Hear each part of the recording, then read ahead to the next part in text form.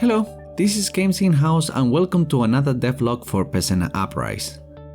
Around this time last year, I published my 18th devlog that covered a bit of what was there to come, so this year I want to do the same, starting with a recap of 2019 and a look ahead at 2020.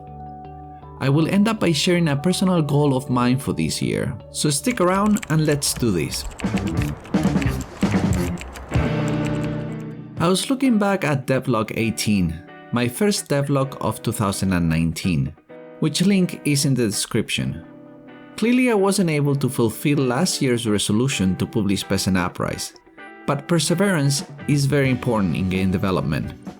So you guessed it, my New Year's resolution for 2020 is to release Peasant Uprise. Back in January 2019, there was no marketing, no questing, no comprehensive tool system or game actions, very few peasants, and I only had a test level to develop features.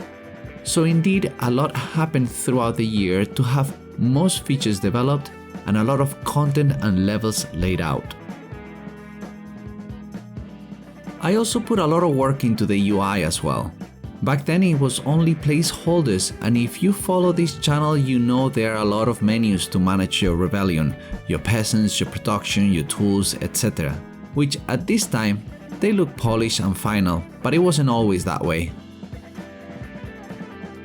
A lot of interesting factors were added to the scope as well, the most significant being the new tools system, with tool abilities, buffs and debuffs, and addition of new enemies to leverage those types of weapons.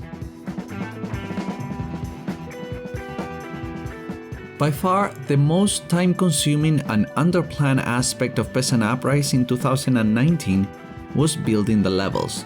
I thought that it would take me about a week to complete each, but it took me more like a month per level. In essence, it was the price to pay to jump into level design without having the full set of features completed.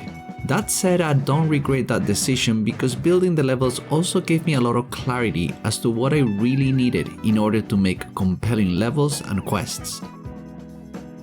I also have to emphasize the journey that I've experienced with this channel. I started the year with 17 videos and 19 subscribers, and I'm ending the year with 63 videos and 533 subscribers. This huge achievement is not random. I've worked a lot in improving the devlogs and promoting the work I share. That takes a toll on the time that I can invest in the game, but it's definitely work that it's worth my time and I enjoy.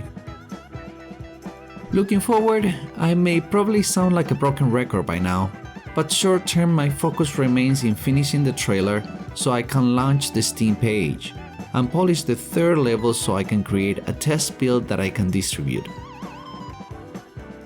An encouraging fact is that in 2019 I completed 1,392 tasks. So even if my current 300 tasks grow to be 500 tasks, it still seems like an achievable goal. But my personal situation this year is not the same as last year, so I need to be cautious about what I can promise to both my audience and myself. A few months ago, I decided to set myself a pretty challenging personal goal. That's right, so I'm set to participate in the 2020 LA Marathon.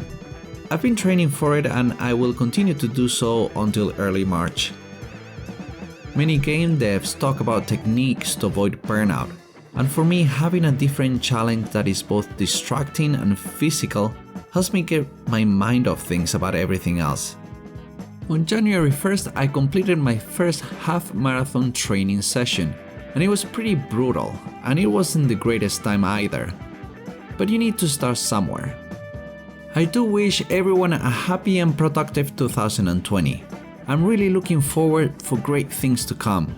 So thanks for sticking around, and please support this project by liking, subscribing and clicking on the bell to receive notifications of future uploads.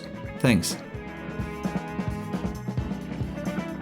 With that said, I'll see you in the next update.